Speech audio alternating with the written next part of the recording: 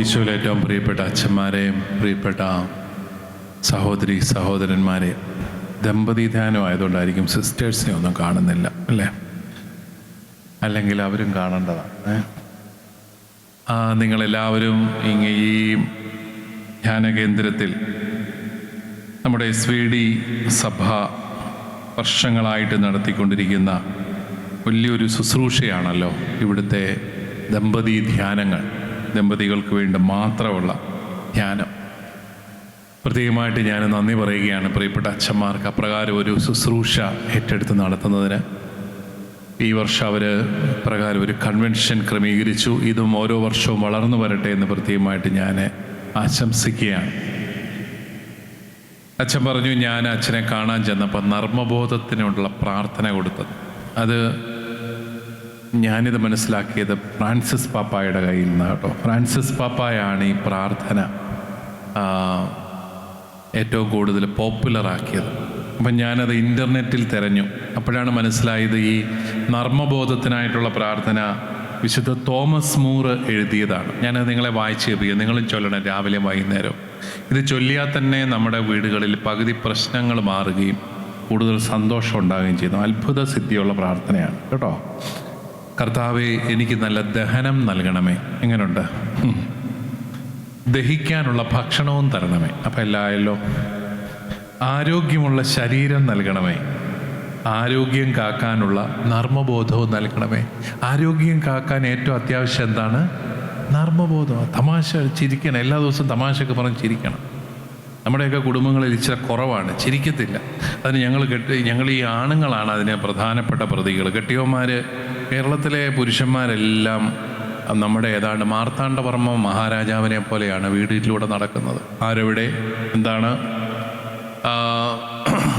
എന്നൊക്കെ പറഞ്ഞ് കുറേ ബഹളമൊക്കെ വെച്ച് നടക്കുക. അവർ ചിരിക്കത്തൊന്നുമില്ല, തമാശ ഒന്നും പറയുന്നു. അവർ ചിരിക്കണമെങ്കിൽ വീട്ടിൽ നിന്ന് പുറത്തിറങ്ങണം. പുറത്തിറങ്ങിയാൽ ഭയങ്കര അട്ടഹാസവും ചിരിയും കൂട്ടുകാർ കൂടിയുള്ള ബഹളവും ഒക്കെ ഉണ്ട്. വീടിനകത്തോട്ട് കയറിയ ചിരിക്കുകയല്ല, എന്നെ എടുക്കാനാ? അതുകൊണ്ടാണ് ഇപ്പോൾ ഞങ്ങൾ ആണുങ്ങളൊക്കെ കൂടുതൽ രോഗികളാകുന്നതൊക്കെ അതുകൊണ്ടാണ്. ഈ ചിരിക്കാതെ മസിൽ പിടിച്ചുള്ളൊരു വല്ലാത്ത ജീവിതമല്ല. ആരോഗ്യം കാക്കാനുള്ള നർമ്മബോധം നൽകണേ. നല്ലതിനെ വിലമതിക്കാനും നല്ലതിനെ വിലമതിക്കുന്നതും കണ്ടോ. നല്ലത് കണ്ടാൽ വിലമതിക്കണം. തിന്മ കണ്ടാൽ ഭയപ്പെടാതെ കാര്യങ്ങളെ ശരിയായി ക്രമീകരിക്കാൻ സാധിക്കുന്നതുമായ ശുദ്ധ മനസ്സ് എനിക്ക് നൽകണം. എത്ര മനോഹരമായ പ്രാർത്ഥനയാണ് അല്ലേ? നമുക്ക് വേണ്ടത് ഇതൊക്കെയല്ലേ? അതായത് നല്ലതിനെ നമ്മൾ വിലമതിക്കണം അല്ലേ? ഭാര്യ ഒരു നല്ല സാരി ഉടുത്താൽ പോലും കൊള്ളാം എന്നൊന്ന് പറയണം. പിന്നെ പറഞ്ഞതുവാ എന്നല്ല. കെട്ടിയവരെന്തെങ്കിലും നല്ല രീതിയിൽ പെരുമാറിയാൽ, അങ്ങനെ വർഷത്തിൽ ഒരു പ്രാവശ്യമെങ്കിലും സംഭവിക്കുമായിരിക്കും, കൊള്ളാം കൊള്ളാം എന്നൊക്കെ പറയണം. അതുപോലെ തിന്മ കണ്ടാൽ ഭയപ്പെടാതെ, തിന്മ കണ്ടിട്ട് ഭയപ്പെട്ടിട്ട് നിന്നൊരു കാര്യമില്ല അല്ലേ? കാര്യങ്ങളെ ശരിയായി ക്രമീകരിക്കാൻ സാധിക്കുന്നതുമായ ശുദ്ധ മനസ്സ്. പിന്നെ മടുപ്പില്ലാത്തതും, അതായത് മടുക്കരുത്. പരിശുദ്ധ പിതാവ് ഫ്രാൻസിസ് പാപ്പ വിശുദ്ധിയുടെ 5 ലക്ഷണങ്ങളെക്കുറിച്ച് പറയുന്നിടത്തും ഇത് പറയുന്നുണ്ട്. ജീവിക്കാനുള്ള ആവേശം വിശുദ്ധിയുടെ ലക്ഷണമാണ്. ജീവിക്കാനുള്ള ആവേശം, ഓരോ ദിവസവും ജീവിക്കാനുള്ള ഒരു ആവേശം. നമുക്കൊക്കെ കുറച്ചാൾ കഴിയുമ്പോൾ മടുപ്പാണ്. ഇപ്പോൾ ഒത്തിരി പേര് വീട്ടിൽ മടുത്തിരിപ്പുണ്ട്. കാരണം എന്നാ? മക്കളൊന്നും കൂടെയില്ല. രാവിലെയും വൈകുന്നേരവും പത്രവും വായിച്ചിരിക്കുക. രാവിലെ പത്രം നേരെ പിടിച്ച് വായിക്കും, ഉച്ച കഴിയുമ്പം തല തിരിച്ചു പിടിച്ച് വായിക്കും. കാരണം സമയമുണ്ട് ഒത്തിരി. കാരണം 2 പിള്ളേരെ കഷ്ടപ്പെട്ട് വളർത്തി, രണ്ടും കൂടെയില്ല. രണ്ടിനെയും രക്ഷപ്പെടുത്തണമേ എന്ന് നമ്മളാണ് പ്രാർത്ഥിച്ചത്. മാതാവ് കൃത്യമായിട്ട് രക്ഷപ്പെടുത്തി. ഒരാളെ ദക്ഷിണാഫ്രിക്കയിലും വേറൊരാളെ ന്യൂസിലൻഡിലും കൊണ്ടുപോയി എത്തിച്ചിട്ടുണ്ട്. അവർ രക്ഷപ്പെട്ടു. പക്ഷേ നമ്മുടെ കാര്യം പോക്കായി. നമ്മളിങ്ങനെ മുഖത്തോട് മുഖം നോക്കിയിരിക്കുക. അതിനകത്ത് കുറേ പേര് ഇവിടെ വന്നിരിക്കുന്നെന്ന് തോന്നുന്നു. ശരിയാണോ എന്ന് അറിയത്തില്ല. നിങ്ങളോടൊക്കെയാണ് പ്രോ ലൈഫിനെ കുറിച്ച് പറയുന്നത്, കൂടുതൽ മക്കളുണ്ടാവണമെന്നോ. അപ്പോൾ മടുപ്പില്ലാത്തതും ഞാനെന്ന ഭാവം മൂലമുണ്ടാകുന്ന മുറുമുറുപ്പുകൾ കണ്ടോ. മുറുമുറുപ്പുകൾ ഉണ്ടാകുന്നതിൻ്റെ ഒന്നാമത്തെ ലക്ഷണം കാരണം എന്താണ്? ഞാനെന്ന ഭാവം. ഞാൻ പറഞ്ഞത് കേട്ടില്ല, എനിക്ക് വില തന്നില്ല, എൻ്റെ വാക്കിന് വിലയില്ല, ഈ വീട്ടിൽ ഞാൻ ആരാണ്? ഇതാണ് ഈ ഞാനെന്ന ഭാവം മൂലമാണ് മിക്കവാറും എല്ലാ മുറുമുറുപ്പുകളും ഉണ്ടാകുന്നത്. ദീർഘനിശ്വാസങ്ങൾ. ആരെല്ലാം എന്നെ കാണാൻ വന്നതാ, എന്നിട്ട് ഇതിയാനെയാണല്ലോ കിട്ടിയത് കർത്താവേ. എത്ര വർഷമായി കല്യാണം കഴിച്ചിട്ട്? 42 വർഷമായി. ഇതുവരെ ദീർഘനിശ്വാസം തീർന്നിട്ടില്ല. ആരെല്ലാം എന്നെ കാണാൻ വന്നതാ.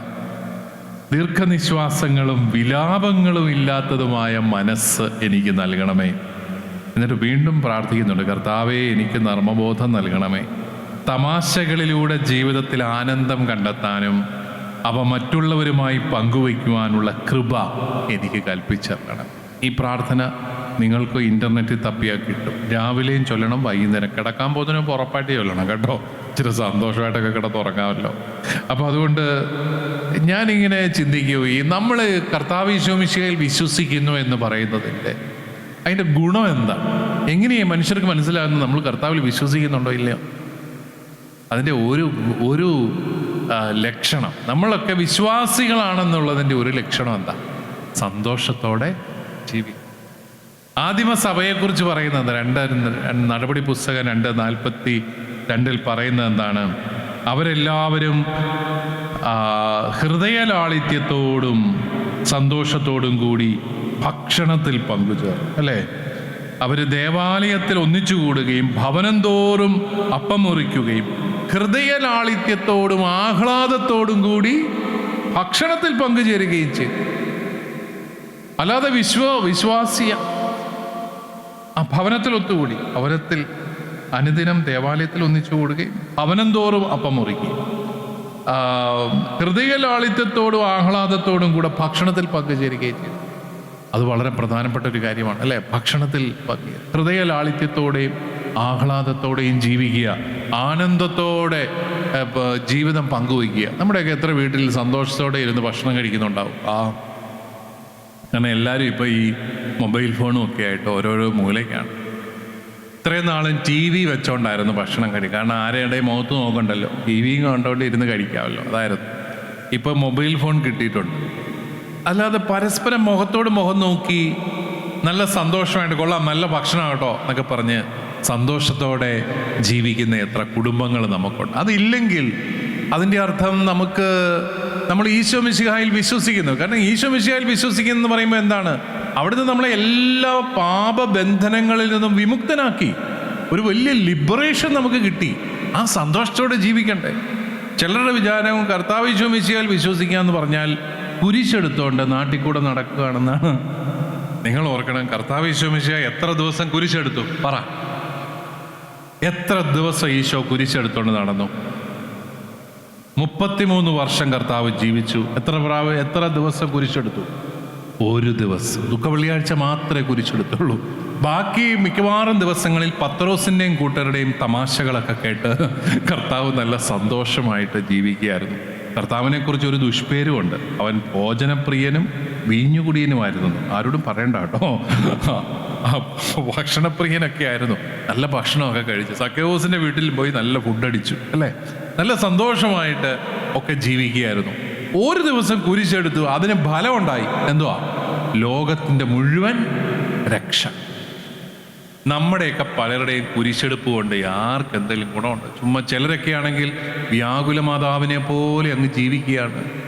കരഞ്ഞ് കരഞ്ഞ് കരഞ്ഞ് വ്യാകുലമാതാവിൻ്റെ കോൺഗ്രിഗേഷനിൽ ചേർന്നെന്ന് പറഞ്ഞ പോലെ വ്യാകുലപ്പെട്ട് ജീവിക്കുകയാണ്. അയ്യോ, എനിക്കാണെങ്കിൽ എൻ്റെ കുടുംബത്തിൽ മുഴുവൻ കഷ്ടപ്പാടായിരുന്നു, അതിൽ നിന്ന് രക്ഷ വേണമെന്ന് ഓർത്ത് കല്യാണം കഴിച്ചതാണ്, അതിനേക്കാളും വലിയ കുരിശ്. പിന്നെ പിള്ളേരെങ്കിലും രക്ഷപ്പെടുമെന്ന് ഓർത്താണ്ട് അവന്മാരതിൽ ആ വഴി പോയി ഇങ്ങനെ കുരിശ്. അതങ്ങനെ അങ്ങ് പോവുക. അപ്പൊ നമുക്കിങ്ങനെ വിലാപങ്ങളുടെ പാതയിൽ ചരിക്കാൻ വേണ്ടിയിട്ടാണോ നമ്മൾ കർത്താവ് ഈശോ മിശിഹായിൽ വിശ്വസിക്കുന്നത്? നമ്മൾ ഉള്ള സന്തോഷം, കൊച്ചു കൊച്ചു സന്തോഷങ്ങളാണ് നമ്മുടെ ജീവിതത്തിലുള്ളത്. അതിലൊക്കെ ആനന്ദിച്ച് ജീവിക്കാനായിട്ട് സാധിക്കുക എന്തോ ഒരു വലിയ കൃപയാണ്. ദൈവമേ, ഇന്നെനിക്ക് ജീവിക്കാൻ അവസരം കിട്ടിയല്ലോ, ഇന്ന് രാവിലെ ഞാൻ എഴുന്നേറ്റല്ലോ, അത് തന്നെ മതി, അല്ലേ? ഇന്ന് രാവിലെ ഞാൻ എഴുന്നേറ്റു, എനിക്ക് എത്രയോ പേരെ കാണാൻ സാധിച്ചു. ഒത്തിരി നന്ദി പറയാനായിട്ട് നമുക്ക് പറ്റിയ നന്ദിയുടെ ഒരു ജീവിതം. പലരുടെയും ജീവിതം മുറിപ്പാടുകളുടെ ലുത്തിനിയാണ്. ലുത്തിനിയ നിങ്ങൾ കേട്ടിട്ടുണ്ടല്ലേ? കർത്താവെ അനുഗ്രഹിക്കണമേ, കർത്താവെ അനുഗ്രഹിക്കണം, മിശിഹാ അനുഗ്രഹിക്കും. പലരുടെയും ജീവിതം മുറിപ്പാടുകളുടെ ലുത്തിനിയ. അതെന്തുവാ? അവരെന്നെ ഉപദ്രവിച്ച് കർത്താവെ അനുഗ്രഹിക്കണേ, ഇവരെന്നെ ഉപദ്രവിച്ച് കർത്താവെ അനുഗ്രഹിക്കണേ, അവരെന്നെ പഴി പറഞ്ഞ അവരെന്നെ കുറിച്ച് വേണ്ടാതിനും പറയുന്നത് കർത്താവെ അനുഗ്രഹിക്കണം. ഇത് ചൊല്ലിക്കൊണ്ട് എത്ര നാളെന്ന് വെച്ചാൽ നമ്മൾ ജീവിക്കാം? നമുക്ക് ഡിപ്രഷൻ പിടിക്കും, അല്ലേ? അതേസമയം അനുഗ്രഹങ്ങളുടെ ലുത്തിനിയാ. ഇന്നെനിക്ക് ഭക്ഷണം കിട്ടിയല്ലോ, തമ്പുരാനെ നന്ദി. ഇന്നെൻ്റെ കെട്ടിയോൾ എന്നെ നോക്കി ഒന്ന് ചിരിച്ചു കാണിച്ചല്ലോ, കർത്താവേ നന്ദി. എൻ്റെ പിള്ളേർ ഞാൻ പറയുന്നത് ഇന്ന് അബദ്ധത്തിൽ കേട്ടല്ലോ, അനുസരിച്ചല്ലോ, ദൈവമേ നന്ദി. നമുക്ക് എന്തുകൊണ്ട് നന്ദി പറയാനായിട്ട് സാധിക്കുന്നില്ല അല്ലേ? ശരിക്കും ക്രൈസ്തവ ആത്മീയത എന്ന് പറയുന്നത് ഭാരപ്പെടുത്തുന്നതല്ല പ്രിയപ്പെട്ടവരെ. നിങ്ങൾ ഈ കർത്താവിൻ്റെ കുരിശുരൂപവും എല്ലാം കൂടെ കണ്ട് കണ്ടമാനം പേടിക്കരുത്. കർത്താവ് കുരിശെടുത്തത് നമ്മളെ വിമോചിപ്പിക്കാൻ വേണ്ടിയിട്ടാണ്. അനുദിന ജീവിതത്തിലെ കുരിശുകൾ നല്ല ധൈര്യത്തോടെ എടുക്കാൻ വേണ്ടിയിട്ടാണ് കർത്താവ് കുരിശെടുത്തത്. അല്ലാതെ എന്നും കുരിശേ കയറി കിടക്കാൻ വേണ്ടിയിട്ടല്ല. മറിച്ച് അനുദിന ജീവിതത്തിലെ കുരിശുകൾ നല്ല സന്തോഷത്തോടെ ധൈര്യത്തോടെ എടുക്കണം. അവിടെയാണ് ഈ മക്കളെ ജനിപ്പിക്കുന്നതിനൊക്കെ പ്രസക്തിയുള്ളത്. ചിലരുടെ വിചാരം ഈ അനുദിന ജീവിതത്തിലെ കുരിശൊക്കെ പാടാ. വേണേ ദുഃഖ വെള്ളിയാഴ്ച പള്ളിയിൽ പോയി 2 കല്ല് എടുത്തുകൊണ്ട് നടന്നേക്കാം പള്ളിക്ക് ചുറ്റും. പലരുടെയും വിചാരം അതാണ്. ഈ കുരിശെടുക്കുക എന്ന് പറഞ്ഞു കഴിഞ്ഞാൽ ദുഃഖ വെള്ളിയാഴ്ച പോയി പള്ളിക്ക് ചുറ്റും നീന്തുക. ഭയങ്കര ആവേശമാണ് അതിന്. ഈ എന്തോ ഒരു ആവേശമാണ്. കാരണം ഒരു ദിവസം നീന്തിയാൽ മതിയല്ലോ, ബാക്കി ദിവസം നമ്മൾ നോക്കുന്നില്ല. ഇനി കുരിശെടുത്തുകൊണ്ട് വേണമെങ്കിൽ മല കയറുക, ഭയങ്കര ഇഷ്ടമാണ്. ഒരു ദിവസം ഞാൻ കുരിശെടുത്തുകൊണ്ട് മല കയറി. പക്ഷെ ജീവിതത്തിൽ കുരിശുകളുണ്ട്. അതെന്തുവാ? ജീവിത പങ്കാളിയുമായിട്ട് ഒത്ത് ജീവിക്കണം, അത് കുരിശാ, അത് പാടാ. കുഞ്ഞുങ്ങളെ ജനിപ്പിക്കണം, വളർത്തണം, അത് ബുദ്ധിമുട്ടാ. അതിൽ നിന്നെല്ലാം ഒഴിവാകാൻ വേണ്ടിയിട്ട് ദുഃഖ വെള്ളിയാഴ്ച പോയി കുരിശെടുത്തിട്ടുള്ള കാര്യം. അപ്പം അതുകൊണ്ട് നമുക്ക് യഥാർത്ഥത്തിൽ നമ്മളെ ധൈര്യപ്പെടുത്തുന്നതാണ് നമ്മുടെ വിശ്വാസം, നമുക്ക് സന്തോഷം നൽകുന്നതാണ് നമ്മുടെ വിശ്വാസം. അതുകൊണ്ടാണ് ക്രിസ്ത്യാനി തോൽപ്പിക്കത്തില്ല. ഇവർ ഈ നോർത്ത് ഇന്ത്യയിൽ നമ്മളെ പേടിപ്പിച്ചതെന്നും പറഞ്ഞുകൊണ്ടൊന്നും ക്രിസ്ത്യാനി പേടിക്കത്തൊന്നുമില്ല. കാരണം ക്രിസ്ത്യാനി ജീവിക്കുന്നത് തന്നെ സുവിശേഷം പറയാൻ വേണ്ടിയിട്ടാണ്.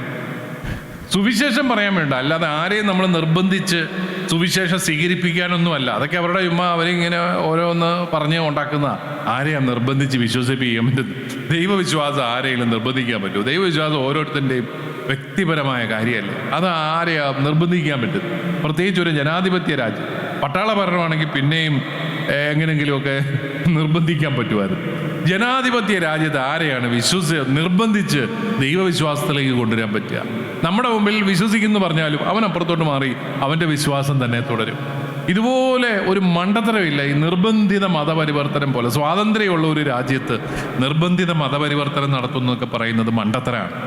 പക്ഷെ നമ്മളങ്ങനെ ഭയപ്പെടുന്ന ആൾക്കാരാണ്. നമ്മളെല്ലായിടത്തും സുവിശേഷം പറഞ്ഞുകൊണ്ടിരിക്കുന്നവരാ. ഈ ലോകത്തെ ഏറ്റവും കൂടുതൽ ഇന്ന് പീഡിപ്പിക്കപ്പെടുന്ന വിശ്വാസം ക്രൈസ്തവ വിശ്വാസമാണ്. എല്ലാ തരത്തിലും പീഡിപ്പിക്കപ്പെടുന്നുണ്ട് ശാരീരികമായിട്ട്. ഇപ്പോൾ നൈജീരിയ പോലുള്ള രാജ്യങ്ങളിലൊക്കെ ഓരോ ദിവസവും എത്ര പേരാണ് ഈ വിശ്വാസത്തിൻ്റെ പേരിലുള്ള ആക്രമണങ്ങളിൽപ്പെട്ട് ജീവിതം കളയുന്നത്? ആയിരക്കണക്കിന് ആൾക്കാർ. പക്ഷേ അവിടെ എല്ലാം വിശ്വാസം വളരുകയാണ്. നമുക്കറിയാം, കുറേ നാളുകൾക്ക് മുമ്പ് കാണ്ടമാലിലൊക്കെ വലിയ പീഡനം നടന്നു. അവിടെയും വിശ്വാസം വളർന്നു. കാരണം ഇത് നമ്മുടെ പ്രവൃത്തിയല്ല. ഇവരുടെയൊക്കെ വിചാരം ഇത് അച്ഛന്മാരെയും കന്യാസ്ത്രീകളെയും പേടിപ്പിച്ചാൽ ഉടനെ ഈ സംഭവം അങ്ങ് ഇല്ലാതാക്കുന്ന അല്ല. ഇത് പരിശുദ്ധാത്മാവിൻ്റെ പ്രവർത്തന. നമ്മൾ സുവിശേഷം പറഞ്ഞുകൊണ്ടിരുന്നാൽ മാത്രം മതി. അത് പ്രവർത്തിക്കുന്ന മുഴുവൻ കർത്താവാണ്. നമ്മൾ ജോലി ചെയ്യുന്നവരാ. നമ്മൾ വിതയ്ക്കുന്നേ ഉള്ളൂ. ആ ഫലം തരുന്നത് കർത്താവാണ്. ആ കർത്താവ് ഫലം തന്നുകൊണ്ടേയിരിക്കും. പക്ഷെ നമ്മൾ ജോലി ചെയ്യണം. നമ്മളോട് പറഞ്ഞിരിക്കുന്ന കാര്യങ്ങൾ നമ്മൾ ചെയ്യണം. സുവിശേഷം നിരന്തരമായിട്ട് പ്രഘോഷിച്ചുകൂടെ. ഇത് സുവിശേഷമാണ്. ഇത് സന്തോഷത്തിൻ്റെ ധീരതയുടെ സദ്വാർത്തയാണ്. അതുകൊണ്ട് പ്രിയപ്പെട്ട സഹോദരങ്ങളെ, നമ്മുടെയൊക്കെ ജീവിതങ്ങളിൽ ഈശോ മിശിഹായ ഉണ്ടെങ്കിൽ അതിൻ്റെ ഒരു ബഹിർസ്ഫുരണമായിട്ട് വരേണ്ടത് ഈ സന്തോഷത്തിൻ്റെ ഒരനുഭവമാണ്, സ്നേഹത്തിൻ്റെ ഒരനുഭവമാണ്. നമ്മളിന്ന് വായിച്ചു കേട്ടത് ധൂർത്തപുത്രൻ്റെ ഉപമയാണ്. ഇപ്പം നിങ്ങൾ ഓർത്തുകയാണ്, ഇത് പിതാവ് ഞങ്ങളെ ഇന്ന് കുമ്പസാരിപ്പിക്കാൻ പോവാണ്, പാപത്തെക്കുറിച്ച് പറയാൻ പോവാണ്. ഇതൊരു ഒന്നാം തരം കുടുംബകഥയാണ്. ധൂർത്തപുത്രനോ ഒരപ്പനും 2 ആമക്കൾ. പണ്ടൊരു സിനിമയുണ്ടായിരുന്നു, മേലേപ്പറമ്പിൽ ആൺവീട്. ഞങ്ങളുടെയൊക്കെ ചെറുപ്പത്തിൽ കണ്ടിട്ടുള്ള പടവ എന്ന് പറഞ്ഞ പോലെ ഇത് ആണുങ്ങളുടെ വീട്. ആണുങ്ങൾ മാത്രമേ ഇവിടെ 3 ആണുങ്ങൾ മാത്രമുള്ള ഒരു വീട്. എന്തോ ഒരു ബോറായിരിക്കും അല്ലേ? അയ്യോ, അവർ പാത്രവും കഴുകുകയില്ല, ഭക്ഷണവും നിരവ് കഴിയുകയില്ല, തുണി അലക്കുകയില്ല, വീടും വൃത്തിയാക്കുകയില്ല. എന്നാ ഒരു വീടായിരിക്കും അത്. ആണുങ്ങൾ മാത്രമുള്ള വീടിൻ്റെ സർവ്വ കുഴപ്പങ്ങളും അവിടെ ഉണ്ട്. ഒരമ്മയില്ല അവിടെ, അമ്മയില്ല. പക്ഷെ ഇതിൻ്റെ 2ാം ഭാഗത്ത് അപ്പൻ്റെ സ്വഭാവം കാണുമ്പോൾ നമുക്ക് തോന്നും അമ്മയുടെ സ്വഭാവവും കൂടെ ഈ അപ്പനിൽ ഉണ്ട്. ആദ്യത്തെ ഭാഗത്ത് കൃത്യം ടിപ്പിക്കൽ ഒരു മലയാളി അപ്പൻ്റെ സ്വഭാവമാണ്. നീ എന്നോട് സ്വത്ത് ചോദിച്ചോടാം, പൊക്കോടാന്ന് പറഞ്ഞു, സ്വത്ത് മേടിച്ചോണ്ട്, നീ ഇനി മേലെ ഇവിടെ കണ്ടേക്കരുതെന്ന് പറഞ്ഞു. അതുതന്നെ. പക്ഷേ കാരുണ്യത്തോടെ കാത്തിരിക്കുകയാണ് മകൻ തിരിച്ചു വരുമെന്ന് പറഞ്ഞു. അത് അമ്മയുടെ സ്വഭാവമാണ്. ഒരു അമ്മ ഇവിടെ ഉണ്ടായിരുന്നെങ്കിൽ ഇവനെ പോകാൻ സമ്മതിക്കത്തില്ലായിരുന്നാണ് പറയുന്നത്. എങ്ങനെയെങ്കിലും കയ്യാ കാല പിടിച്ച് എൻ്റെ മോനെ, അപ്പൻ അങ്ങനെയൊക്കെ പറയും, നീ ഇവിടെ നിന്നോ എന്ന് പറഞ്ഞ്, എൻ്റെ മോനെ നീ പോകരുത് എന്ന് പറഞ്ഞ് അപ്പൻ്റെ മുമ്പിലും പോയി സമരം ചെയ്ത് അവനെ എങ്ങനെയെങ്കിലും അവിടെ നിർത്തിയേനെ. ഇതാണ് ഈ അമ്മമാരുള്ള ഇതിൻ്റെ ഗുണം. പക്ഷേ ഇവിടെ അമ്മയില്ല, പിടിച്ചു നിർത്താൻ അമ്മയില്ല. 3 ആൺമക്കൾ. കർത്താവിൻ്റെ ഉപമകളൊക്കെ എത്ര മനോഹരമായ ഉപമകളാണ് എന്ന് നമ്മൾ വിസ്മയത്തോടെ നമ്മൾ ചിന്തിക്കും. ആദ്യത്തെ ഘട്ടം ഒരു കുടുംബ പശ്ചാത്തലമാണ്, അല്ലേ? ഒരു കുടുംബത്തിൻ്റെ അനുഭവമാണ്. ധൂർത്തൻ്റെ പാപം എന്താണ്? സ്വത്ത് ചോദിച്ചു എന്നൊക്കെ ഉള്ളതാണോ പാപം? എനിക്ക് തോന്നുന്നില്ല. കാരണം സ്വത്ത് ചോദിക്കുന്നത് ഒരു പാപമാണ്. യഹൂദനെ സംബന്ധിച്ചിടത്തോളം അപ്പൻ ജീവിച്ചിരിക്കെ അപ്പനോട് സ്വത്ത് ചോദിച്ചാൽ അപ്പൻ ഇനി എനിക്ക് മൃതനാണ് എന്നാണ് അതിൻ്റെ അർത്ഥം. ഇനി എനിക്ക് അപ്പനില്ല, ഞാൻ ഒറ്റയ്ക്കാണ്. യഥാർത്ഥത്തിൽ ഈ ധൂർത്തൻ്റെ പാപം എന്താണ്? അവൻ കുടുംബത്തിൻ്റെ കൂട്ടായ്മയെ തിരസ്കരിച്ചു എന്നുള്ളതാണ്. അവിടെ നമുക്കെല്ലാം വലിയ പാഠങ്ങളുണ്ട്. കുടുംബത്തിൻ്റെ കൂട്ടായ്മയ്ക്ക് വിരുദ്ധമായ പാപങ്ങൾ. അപ്പൊ കുടുംബത്തിലായിരിക്കുന്നതിൻ്റെ പ്രത്യേകത എന്താ? കുടുംബത്തിൽ ആനുകൂല്യങ്ങളുണ്ട്. മക്കൾക്കൊക്കെ പ്രത്യേക സ്ഥാനമുണ്ട്. കുടുംബത്തിൽ അവകാശികളാണ് അവർ. കയറി കിടന്ന് ഉറങ്ങാം, ഭക്ഷണം കഴിക്കാം, ഒക്കെ ചെയ്യാം. പക്ഷേ ഒരു പ്രശ്നമുണ്ട്, ഉത്തരവാദിത്വങ്ങളും ഉണ്ട്. തോന്നുമ്പം കയറി വരാൻ പറ്റത്തില്ല വീട്ടിലൊന്നും. അവിടെ സമയത്തൊക്കെ വരണം, പിന്നെ ഒരുമിച്ചൊക്കെ ഇരുന്ന് ഭക്ഷണം കഴിക്കണം. രാത്രി കിടന്ന് ബഹളം ഉണ്ടാക്കാൻ പറ്റില്ല, കിടന്ന് ഉറങ്ങിക്കോണം, കാരണം അവിടെ ഒത്തിരി പേരുണ്ട്. പരസ്പരം കടമകളുണ്ട്. മക്കൾക്കാണല്ലോ അങ്ങോട്ടും ഇങ്ങോട്ടും കടമകൾ, ഭാര്യാഭർത്താക്കന്മാർക്ക് കടമകളുണ്ട്. ഇവന്, ഈ ഇളയവന്, ഇവന് ഈ ഇങ്ങോട്ട് മേടിച്ച് മാത്രമേ പരിചയമുള്ളൂ. അവനൊന്നും കൊടുത്തു പരിചയമില്ല. അപ്പൊ അവന് ഈ കൊടുക്കുന്ന ഘട്ടം വന്നപ്പോൾ അവന് മടുത്തു. എന്നാ ഉത്തരവാദിത്വമൊന്നും കഴിയല്ല ആശാൻ സുഖിമാനാണ്. സുഖിമാൻ ഇങ്ങനെ 4 നേരം ഭക്ഷണമൊക്കെ കഴിച്ച് അവിടുത്തെ ഭൃത്യന്മാരുടെ പരിചരണമൊക്കെ സ്വീകരിച്ച് അങ്ങനെ സുഖമായിട്ട് ജീവിക്കുക. അവൻ്റെ ചിന്ത കുറച്ചും കൂടെ സുഖമായിട്ട് എങ്ങനെ ജീവിക്കാം. അവന് തോന്നി പുറത്തിറങ്ങി പോയാൽ ഈ അപ്പൻ ഇടയ്ക്കിടയ്ക്ക് ഒന്നും ചോദിക്കത്തില്ലല്ലോ, ഒന്ന് പോയി നല്ല സുഖമായിട്ട് അടിച്ച് പൊളിച്ച് ജീവിക്കാം എന്നും പറഞ്ഞുകൊണ്ടാണ് ഈ ഇളയവൻ. അതാണ് കുടുംബത്തിൻ്റെ കൂട്ടായ്മയിൽ വളരണമെങ്കിൽ അതിന് ഹൃദയത്തിൽ ഈ സ്നേഹം ജനിക്കണം. ഇവൻ എന്തുകൊണ്ടാണ് ഇങ്ങനെ പോകുന്നത്? 2 കാരണങ്ങളുണ്ടെന്ന് എനിക്ക്. ഒന്നാമത് ഇവന് സ്നേഹിക്കാൻ അറിയത്തില്ല. അത് ഞാൻ നിങ്ങളോട് പറയും. ഈ 2 മക്കളായിട്ട് വളർന്ന പാർട്ടികൾക്കൊക്കെ ഈ പ്രശ്നമുണ്ട് കേട്ടോ. ഇന്നത്തെ ഈ ന്യൂജൻ ഫാമിലീസിൻ്റെ ഒക്കെ ഒരു വലിയ പ്രോബ്ലം എന്താ? ഭയങ്കര സ്മാർട്ട് പിള്ളേർ, വലിയ ഹൈടെക് ജോലിയാണ് 2നും, ഭയങ്കര ജോലി. പക്ഷെ ഒരുമിച്ച് ജീവിക്കാൻ ഇതുങ്ങൾക്ക് അറിയത്തില്ല. കാരണം ഒന്നും പങ്കുവെച്ച് ഇവർക്ക് പരിചയം, ഒന്നും കൊടുക്കണ്ട. കാരണം അപ്പനും അമ്മയും ഇങ്ങനെ മക്കൾക്ക് വേണ്ടി ജീവിക്കുക. ഇതുപോലെ മക്കൾക്ക് വേണ്ടി ജീവിക്കുന്ന ഒരു കുടുംബ സംസ്കാരം എനിക്കൊന്ന് കേരളത്തിൽ മാത്രമേ ഉള്ളൂ. 10-22 വയസ്സ് വരെ നമ്മൾ ഈ പിള്ളേരെ ഒരു ബുദ്ധിമുട്ടും അറിയിക്കാതെ അങ്ങ് വളർത്തുകയാണ്. അവന് ഒരു ജോലിയും ചെയ്യിക്കത്തില്ല, എല്ലാം ചെയ്തു കൊടുക്കും. അമ്മമാരാണ് ഇതിനകത്ത് മുഖ്യ പ്രതികൾ കേട്ടോ. ഞാനിപ്പോൾ ഉടനെ പൊക്കോളാം, എന്നെ ഒന്നും പറയരുത്. അതായത് പ്രത്യേകിച്ച് ആൺമക്കളും കൂടെ ആണെങ്കിൽ ഏതാണ്ട് വലിയ ഒരു ആൺകുട്ടി ജനിക്കുമ്പം തന്നെ ഏതാണ്ട് ട്രോഫി കുട്ടിയെ പോലെ നൊബേൽ സമ്മാനം കിട്ടിയ സന്തോഷമാണ് ആൺകുട്ടി. പിന്നെ അവനെ അങ്ങ് വലിയ കുട്ടിരാജാവായിട്ട് അങ്ങ് വളർത്തുക. അവനെക്കൊണ്ട് ഒരു ജോലിയും ചെയ്യിക്കത്തില്ല. അവൻ്റെ തമാശകൾ പറഞ്ഞ് ചിരിക്കുന്നു എല്ലാവരോടും. അവനങ്ങനെ കൊച്ചു രാജാവായിട്ട് വാഴുകയാണ്. അവൻ ഒരു ജോലിയും ചെയ്യത്തില്ല. അവന് സ്വന്തം തുണി അലക്കണ്ട, മുറി വൃത്തിയാക്കണ്ട, അവന് ഭക്ഷണം ഉണ്ടാക്കാൻ സഹായിക്കണ്ട, പാത്രം കഴുകണ്ട, ഒന്നും ചെയ്യണ്ട. അങ്ങനെ അങ്ങ് വളർത്തുകയാണ്. ഇപ്പം ഈ നാട്ടിലല്ലേ എഞ്ചിനീയറിംഗ് കോളേജൊക്കെ തുടങ്ങിയ പിന്നെ നമ്മുടെ ചില ന്യൂജൻ അമ്മമാർ അവർ തന്നെ വണ്ടിയൊക്കെ വിടും. അവരെല്ലാവർക്കും ഇപ്പം നമ്മുടെ കാറൊക്കെ ഡ്രൈവ് ചെയ്ത് അവരിടയ്ക്കിടയ്ക്ക് എഞ്ചിനീയറിംഗ് കോളേജ് ഹോസ്റ്റലിലേക്ക് ഒരു പോക്കുണ്ട് എല്ലാ വെള്ളിയാഴ്ച വൈകുന്നേരം. എന്തിനാ? ചക്കരക്കുട്ടൻ ഒരാഴ്ച മുഴുവൻ ഇട്ട് നാറ്റിച്ച് വെച്ചിരിക്കുന്ന തുണിയെല്ലാം ഒരു തിരിശേഷിപ്പ് പോലെ ഒരു പ്രത്യേക ബാഗിനകത്ത് വാരിയെടുത്ത് കാറയിൽ കയറ്റി എന്നിട്ട് ഒരു ഫ്രഷ് സെറ്റ് ഓഫ് ഡ്രസ് കൊച്ചിന് ഒരുക്കുന്നു. ഇത് കണ്ട വാർഡനച്ഛന് കലിപ്പ. കാരണം ഇപ്പൊ ഇങ്ങനെ നിങ്ങളിങ്ങനെ കൊച്ചിനെ വഷളാക്കാതെ അച്ഛൻ ചുമ്മാതിരിക്കുക. അച്ഛോ, എനിക്ക് ആകപ്പോടെ 2 മക്കളേ ഉള്ളൂ, അത് അവളെയാണ് കെട്ടിച്ചും വിട്ടു, ഇനി ഇവൻ മാത്രമേ ഉള്ളൂ ചക്കരക്കൂട്ടൻ. എനിക്കാണെങ്കിൽ ഇഷ്ടംപോലെ സമയമുണ്ട്, വീട്ടിലാണെങ്കിൽ ഒരു മോരടൻ കെട്ടിയോനും. അപ്പോൾ അതുകൊണ്ട് ഒരു ആകപ്പാടെയുള്ള ഒരു രസം ഈ കൊച്ചിനെ ഇങ്ങനെ, അതാണ് അവനെ ഇങ്ങനെ ഒരു ജോലിയും ചെയ്യിക്കാതെ അവനെ വളർത്തി വളർത്തി വളർത്തി ഒരു പരുവാക്കി കല്യാണം കഴിച്ചു കഴിഞ്ഞപ്പോഴാണ് പ്രശ്നം. എന്താ? ഇവൻ ആർക്കും ഒന്നും ചെയ്തു കൊടുത്ത് പരിചയമില്ല. അവൻ്റെ കെട്ടിയോൾക്ക് അസുഖമാണേലും അവൻ പറയും ബൈ ബൈ, ഹായ് ഹായ്, ഞാൻ പോവുക. ഇടാ ആശുപത്രി കൊണ്ടുണ്ട്, ആശുപത്രി അത് ഞാൻ പപ്പായോട് പറയാം, മമ്മിയോട് പറയാമെന്ന് പറഞ്ഞാൽ അവൻ്റെ പാട്ടിന് പോവും. അവനൊന്ന് കൂടെ ഇരിക്കാനോ അവളെ ഒന്ന് പരിചരിക്കാനോ എന്തെങ്കിലും ഒന്ന് വീട്ടിലൊന്ന് ചെയ്തു കൊടുക്കാനോ അവൾക്കൊരു കട്ടൻ ചായ തിളപ്പിച്ചു കൊടുക്കാനേ ഒന്നുമില്ല. അവനറിയത്തില്ല, സ്നേഹിക്കാൻ അറിയത്തില്ല. നമ്മൾ ഈ പ്രോ ലൈഫിനെ കുറിച്ചൊക്കെ പറയുമ്പം കൂടുതലും മക്കളുണ്ടായാൽ അതുകൊണ്ട് കത്തോലിക്ക സഭയ്ക്ക് ഗുണമെന്നുള്ള രീതിയിലാണ് പലരുടെയും. നമ്മുടെയൊക്കെ പ്രോ ലൈഫ് കൺവെൻഷനുകളിൽ കൂടുതൽ വരുന്നതും 60 വയസ്സിന് മുകളിലുള്ളവരാട്ടോ. അവർ വന്നിത് കൂടിയിട്ട് എന്നെ എടുക്കാനാണ്.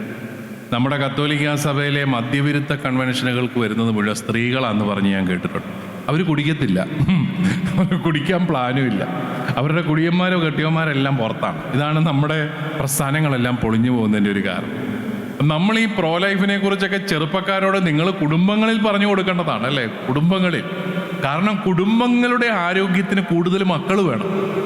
കുടുംബങ്ങളുടെ ആരോഗ്യത്തിന് ഇപ്പോൾ നമുക്കറിയാം, നമ്മുടെയൊക്കെ നാട്ടിൽ 30 ലക്ഷത്തോളം അന്യസംസ്ഥാന തൊഴിലാളികൾ വന്ന് സമാധാനമായിട്ട് ജീവിക്കുന്നു. അവർക്ക് മെച്ചപ്പെട്ട ജീവിത സാഹചര്യങ്ങൾ. ഇപ്പോൾ എനിക്ക് തോന്നുന്നു നമ്മുടെ പല സ്കൂളുകളും ഡിവിഷൻ 4 പിടിച്ചു നിർത്തുന്നത് അന്യസംസ്ഥാനക്കാരുടെ മക്കളെ കൊണ്ടാണ്. കാരണം ഇവിടെയൊന്നും പിള്ളേരൊന്നുമില്ല, പ്രത്യേകിച്ച് മധ്യ കേരളത്തിൽ മക്കളില്ല. ഞാൻ ഈയിടെ കേട്ട് പത്തനംതിട്ട ജില്ലയിൽ ആകപ്പാടെ 75,000 പിള്ളേരെ സ്കൂളിൽ ചേർന്നിട്ടുള്ളതെന്ന് ഈ വർഷം. വേറൊരു ജില്ലയിൽ അത് 7.5 ലക്ഷമുണ്ട്. നമ്മുടെ പത്തനംതിട്ടയിൽ 75,000 ഉള്ളൂ. കോട്ടയത്ത് എത്രയാണ് കണക്കെന്ന് നമുക്കറിയില്ല. അപ്പോൾ നമുക്ക് മക്കളൊന്നുമില്ല, ക്രിസ്ത്യാനിക്ക് പിള്ളേരില്ല, എന്നിട്ട് നമ്മളിങ്ങനെ കരഞ്ഞുകൊണ്ടിരിക്കുകയാണ്. അത് വല്ല കാര്യമുണ്ടോ? നമുക്കും ആകാമായിരുന്നല്ലോ മക്കളെ ജനിപ്പിക്കാവുന്ന കാലത്ത് നമ്മൾ ജനിപ്പിച്ചില്ല. ദൈവം എല്ലാവർക്കും മക്കളെ ജനിപ്പിക്കാനുള്ള കൃപ കൊടുത്തിട്ടില്ല. കൊടുത്തവർ കൂടുതൽ കുഞ്ഞുങ്ങളെ വളർത്തുന്നില്ല. അതിൻ്റെ കുഴപ്പം എന്താണ്? ഈ പിള്ളേരൊക്കെ വളർന്ന് അവരൊക്കെ രണ്ട് രാജ്യങ്ങളിലുമൊക്കെയായി അവരുടെ പിള്ളേരുമായി, അവർക്ക് പേരൻസിനെ അറിയത്തില്ല, ആരുമില്ല, ഒന്നുമില്ല. ഒരു ജനറേഷനും കൂടെ കഴിഞ്ഞാൽ അവർക്ക് വാട്ട് കേരള എന്ന് അവർ ചോദിക്കും. കേരളത്തിലൊക്കെ അവർ വരുന്നത് ചിലപ്പോൾ വെക്കേഷന് വേണ്ടിയിട്ടോ ഒക്കെ ആയിരിക്കും. അങ്ങനെ നമ്മുടെ ഒരു കമ്മ്യൂണിറ്റി മുഴുവൻ ഇല്ലാണ്ടായി പോവുകയാണ്. ശരിക്കും കൂടുതലും മക്കള് കുടുംബത്തിൻ്റെ ആരോഗ്യത്തിനാണ്. കാരണം സ്നേഹിച്ച് പഠിക്കണം. സ്നേഹിച്ച് പഠിക്കുന്നത് എങ്ങനെയാണ്? പങ്കുവച്ച് പഠി. ഇതാണ് പരിശീലനം. പണ്ട് നിങ്ങൾക്കറിയാം, പിള്ളേർക്ക് പണ്ടൊക്കെ നമുക്ക് ഈ കേരള മലയാള പാഠാവലി എന്ന് പറഞ്ഞൊരു പുസ്തകമാണ്. 10-20 വർഷം ഒരേ സിലബസാണ്, പുസ്തകമൊന്നും മാറത്തില്ല. ഇപ്പോൾ ഗവൺമെൻറ് മാറുന്ന അനുസരിച്ച് എല്ലാ പുസ്തകവും മാറിക്കൊണ്ടിരിക്കുകയാണ്. ഇവർ പരീക്ഷണം മുഴുവൻ നടത്തുന്ന പിള്ളേരുടെ പുസ്തകത്തില നടത്തി ഗവൺമെൻറ് സ്കൂളുകളിലും എയ്ഡഡ് സ്കൂളുകളിലും പിള്ളേരില്ലാണ്ടായി. എന്നാലും ഇവന്മാർ പരീക്ഷണം നിർത്തിയിട്ടില്ല കേട്ടോ. പുതിയ പരീക്ഷണങ്ങളാണ് ഓരോ ദിവസവും കൊണ്ടുവരുന്നത്. ഏതായാലും നമ്മൾ ഇങ്ങനെ കൂടുതൽ പണ്ട് കാലത്ത് ഇങ്ങനെ പുസ്തകം പോലും മാറുകയില്ല. അപ്പോൾ എന്താ, ഒരു സെറ്റ് പുസ്തകമേ വീട്ടിൽ മേടിക്കത്തുള്ളൂ. അത് മൂത്തവന് കൊടുത്തിട്ട് പറയും പഠിച്ചോണമെന്നൊന്നും പറയത്തില്ല. കാരണം 9ാം ക്ലാസ് വരെ ഓൾ പാസ്സാണ്. അപ്പോൾ പിന്നെ പഠിച്ചോ പഠിക്കാതിരിക്കുന്ന പ്രശ്നമല്ല. പക്ഷേ പുസ്തകം സൂക്ഷിച്ചോണം. അതെങ്ങാനും കീറിക്കൊണ്ട് വീട്ടിൽ വന്ന അടിയുടെ പൂരാ. കാരണം നിൻ്റെ അനിയന്മാരും അനിയത്തിമാരും 5-6 എണ്ണം ഇനിയും വരുന്നു. അമ്മയ്ക്ക് 4-5 പേരെ കൂടെ പ്രസവിക്കാൻ പ്ലാനുണ്ട്. അവരൊക്കെ പഠിക്കേണ്ടത് ഈ പുസ്തകമാണ്. നിനക്ക് അവരെക്കുറിച്ച് ചിന്ത വേണം. ഈ എന്തോ ഒരു മനോഹരമായ ഒരു ജീവിത പാഠമാണത്. നിനക്ക് നിന്റെ അനുജന്മാരെ കുറിച്ചും അനുജത്തിമാരെ കുറിച്ചും ഇനിയും ജനിക്കാൻ പോകുന്ന അനുജന്മാരെ കുറിച്ചും നിനക്ക് ചിന്ത വേണം. പണ്ട് ഈ ഷർട്ടൊക്കെ തയ്പ്പിക്കുന്നു, അതുപോലൊക്കെ തന്നെ നിക്കറുമൊക്കെ തയ്പ്പിക്കുന്നു. നമ്മുടെ അളവിനൊന്നും അല്ല, ഒരു വല്ലാത്ത അളവാണ്. പലർക്കും പറ്റുന്ന ഒരളവ് അമ്മയങ്ങ് പറഞ്ഞു കൊടുക്കുക, അത് തയ്പ്പിക്കുക. എന്നിട്ട് പറഞ്ഞിരിക്കുക സൂക്ഷിച്ചോണം. കാരണം ഇത് കീറാൻ പാടില്ല.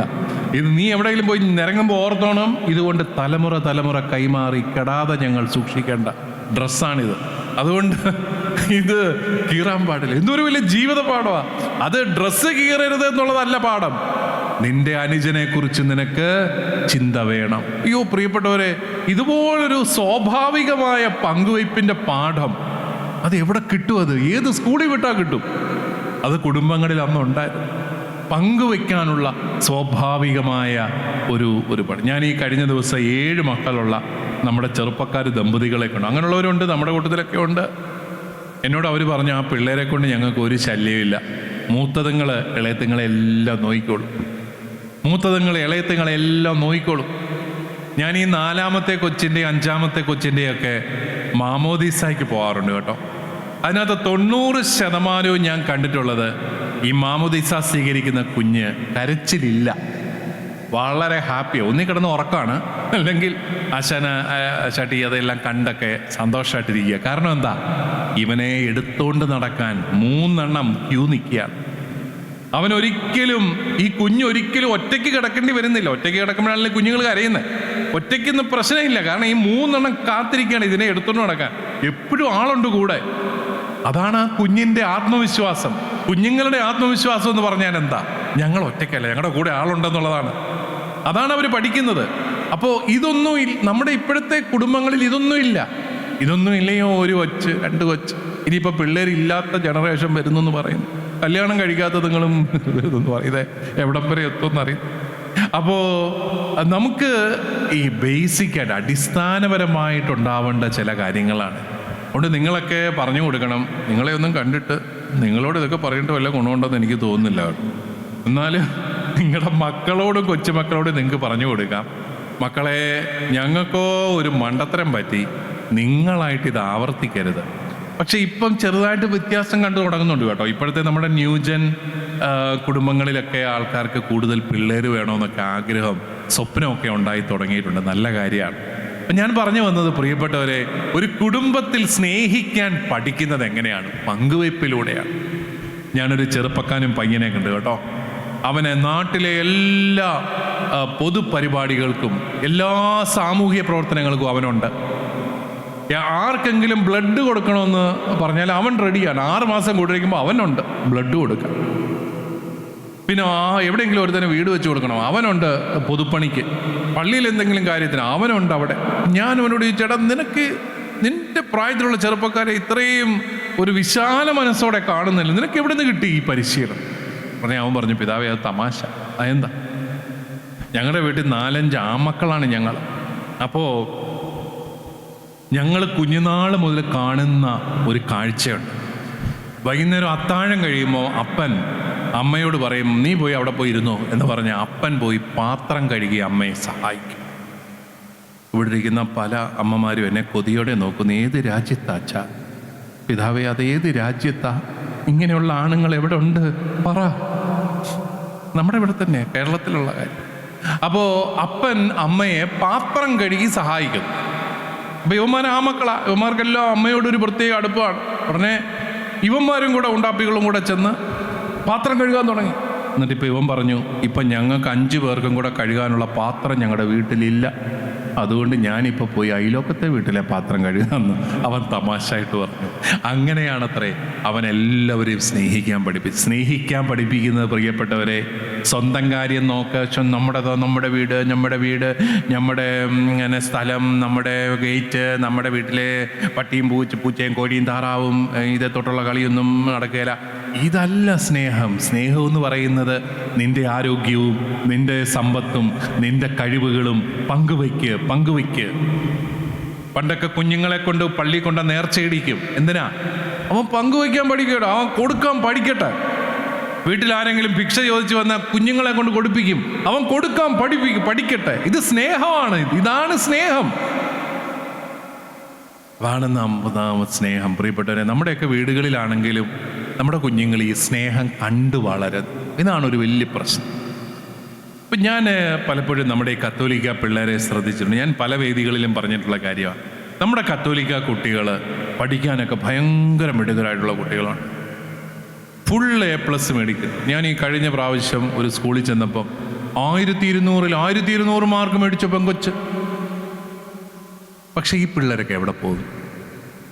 ഈ പിള്ളേരെ നമ്മൾ രാജ്യത്തിൻ്റെ ഭരണരംഗത്ത് കാണുന്നില്ല. സിവിൽ സർവീസ് രംഗത്ത് ഈ പിള്ളേർ എത്തുന്നില്ല. വലിയ കേന്ദ്ര ഗവൺമെൻറ്, സംസ്ഥാന ഗവൺമെൻറ് ഉദ്യോഗസ്ഥരുടെ പട്ടികയിൽ ഇവരില്ല. വലിയ പത്രപ്രവർത്തകരുടെ കൂട്ടത്തിൽ അവരില്ല.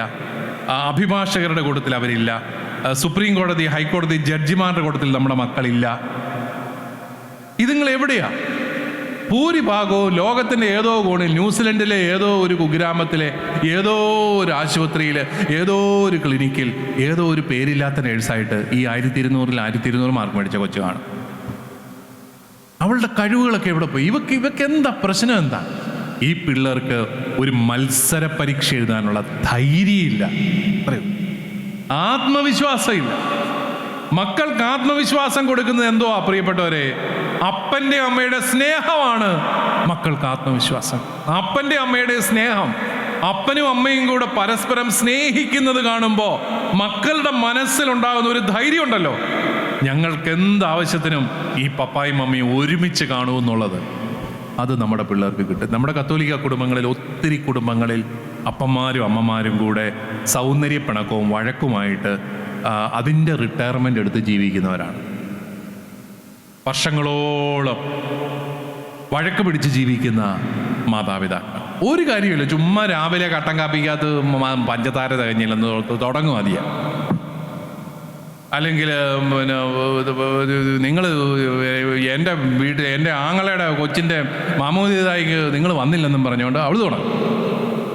വല്ലവരുടെയും വല്ല കാര്യമെല്ലാം പറഞ്ഞ് ചുമ്മാ വഴക്ക് പിടിക്കുക. വലിയ നമ്മൾ പുറമേ നോക്കുമ്പോൾ കുഴപ്പമില്ലെന്ന് തോന്നുന്ന ഒരു കുടുംബം. പള്ളിയിലൊക്കെ എല്ലാ കാര്യത്തിലും ഉണ്ട്, നല്ല ജോലിക്കാർ, 2 നല്ല മക്കൾ.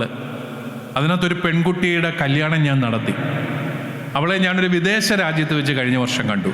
അവളെന്നോട് പറഞ്ഞു, എൻ്റെ പിതാവേ, ആ വീട്ടിൽ നിന്ന് ഞാൻ ഓടി രക്ഷപ്പെട്ടതാ. അയ്യോ, അപ്പം ഞാൻ ചോദിച്ചു, അതിനടി ആ വീട്ടിൽ എന്നാടി കുഴപ്പം? നിൻ്റെ പപ്പായ്ക്ക് നോക്കി എന്നാ കുഴപ്പം? എന്തോ ഒരു നല്ല മനുഷ്യരാ. അപ്പം എന്നോട് പറഞ്ഞു, എൻ്റെ പപ്പായി നല്ല മനുഷ്യനാണ്, എൻ്റെ മമ്മി അതിനേക്കാളും നല്ല മനുഷ്യത്തെയാണ്. പക്ഷെ ഇവർ 2 പേരും കൂടെ കൂടിയാൽ ഇന്ത്യയും പാകിസ്ഥാനും തോറ്റുപോകുമെന്ന് പറഞ്ഞു. അവർ 2 പേരോടും അവൾക്ക് ഭയങ്കര ഇഷ്ടമാണ്. പക്ഷെ അവൾ എന്നോട് പറഞ്ഞു, 365 ദിവസം ഉണ്ടെങ്കിൽ എൻ്റെ പിതാവേ 366 ദിവസം ആ വീട്ടിൽ വഴക്കാം.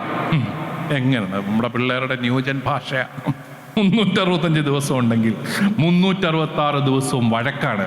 അതുകൊണ്ട് അവിടുന്ന് രക്ഷപ്പെടാൻ ഞാൻ കാത്തിരിക്കുകയായിരുന്നു. ദൈവം എൻ്റെ പ്രാർത്ഥന കേട്ടു. വഴക്ക് പിടിക്കാൻ അറിയാൻ വയ്യാത്ത ഒരു പയ്യനെയാണ് എനിക്ക് കിട്ടിയിരിക്കുന്നത്. അവൾ വളരെ ഹാപ്പി. നോക്കിയോ, ഞാൻ ഓർക്കുകയായിരുന്നു, അതെൻ്റെ കണ്ണു തുറപ്പിച്ച ഒരു സംഭവമാണ്. നമ്മൾ വലിയ കുഴപ്പമില്ലെന്ന് കരുതുന്ന കുടുംബങ്ങളിലെ മക്കളുടെ പെർസെപ്ഷൻ, കുഞ്ഞുങ്ങൾ എങ്ങനെയാണ് കുടുംബജീവിതത്തെ കാണുന്നത്? കാരണം അവിടെ സ്നേഹം കണ്ട് വളരുന്നില്ല. ഇതാണ് നമ്മുടെ പ്രശ്നം. അതുകൊണ്ടാണ് അവർ ഈ സുരക്ഷിത മാളങ്ങൾ തേടുകയാണ്. കൃത്യം ജോലി ഉറപ്പുള്ള പരിപാടികൾക്കേ നമ്മൾ പോകത്തുള്ളൂ. അല്ലെങ്കിൽ നമ്മുടെ പിള്ളേർ വിദേശത്ത് പോവുക. ഡോക്ടറാകാൻ നമ്മുടെ കത്തോലിക്കിന് അറിയാവുന്ന 4 തൊഴിലേ ഉള്ളൂ. 1 ഡോക്ടർ, 2 എൻജിനീയർ, പിന്നെ 3 നേഴ്സ്, 4 ടീച്ചർ. ജോലി കിട്ടുമെന്ന് ഉറപ്പുള്ള 4 തൊഴിൽ. വേറെ ഒന്നും ഇവന് അറിയത്തില്ല. ഒരു റിസ്ക് എടുക്കാൻ ഇവന് ധൈര്യമില്ല. അതുകൊണ്ട് എന്താ, കച്ചവടക്കാരുടെ ഇടയിൽ നമ്മുടെ ആൾക്കാരുണ്ട്. നമ്മളെവിടെ പോയി അപ്രത്യക്ഷരാണ്. നമ്മുടെയൊക്കെ പിള്ളേർ ഇപ്പോൾ വിദേശത്ത് പോകുന്നുണ്ട്, നല്ല കാര്യം. അവിടെയും നമുക്ക് രൂപതകളുണ്ട്, സഭയുണ്ട്, നല്ല കാര്യമാണ്. അവരൊക്കെ പള്ളി പോകുന്നുണ്ട് കേട്ടോ. നമ്മളിവിടുന്ന് പറഞ്ഞു വിടുന്ന പിള്ളേർ, നമ്മൾ പഠിപ്പിക്കുന്ന വേദപാഠത്തിൻ്റെയൊക്കെ ഗുണമാണ്. ആ കുഞ്ഞുങ്ങളൊക്കെ അവിടെ പോയി പള്ളി പണിയുന്നു, പള്ളിയിൽ വളരെ സജീവമായിട്ട് പ്രവർത്തിക്കുന്നു, നല്ല കാര്യമാണ്. പക്ഷെ ഞാൻ അവിടെയൊക്കെ ചെല്ലുമ്പം ഓർക്കും, ഇവരുടെ മക്കള്, അപ്പോൾ എനിക്ക് ആശ്വാസം, അവരുടെ മക്കളും പള്ളിയിലൊക്കെ വരുന്നുണ്ട്. പക്ഷേ പെർസെൻറ്റേജ് വൈസ് ഒരു 50% ഉറപ്പായിട്ട് പള്ളിയിൽ വരും. അവരുടെയും കൂടെ മക്കളാകുമ്പോൾ അവർക്ക് പള്ളി എന്താണെന്ന് പിടികിട്ടുമോ? കാരണം അവർ ആ സംസ്കാരത്തിൽ ജനിച്ച് വളരുന്ന കുഞ്ഞുങ്ങളാണ്. നഷ്ടപ്പെട്ടു പോവുകയാണ്, ഒരു സംസ്കാരം നഷ്ടപ്പെട്ടു പോവുകയാണ്. അപ്പം അവിടെയാണ് നമ്മുടെ കുഞ്ഞുങ്ങൾക്കൊരു ധൈര്യം കൊടുക്കുന്ന ഒരു കുടുംബ ജീവിതം. അത് പ്രിയപ്പെട്ടവരെ, ദമ്പതികൾ പ്രധാനപ്പെട്ട കാര്യം. അവിടെ പൊട്ടിച്ചിരികൾ വേണം, അവിടെ പങ്കുവയ്ക്കൽ വേണം, അവിടെ സ്നേഹം വേണം. സ്നേഹം പങ്കുവയ്ക്കണം. സ്നേഹം പങ്കുവയ്ക്കുന്നത് ഈ മക്കൾ കാണണം. ഞാനാണു ദൈവമേ മാറേണ്ടത്, ഞാൻ മാറിയാലെല്ലാം മാറിയിടുമേ. പങ്കാളിയല്ല മാറ്റം വരേണ്ടതെനിക്കാണല്ലോ, മാറ്റം വരേണ്ടതെനിക്കാണല്ലോ.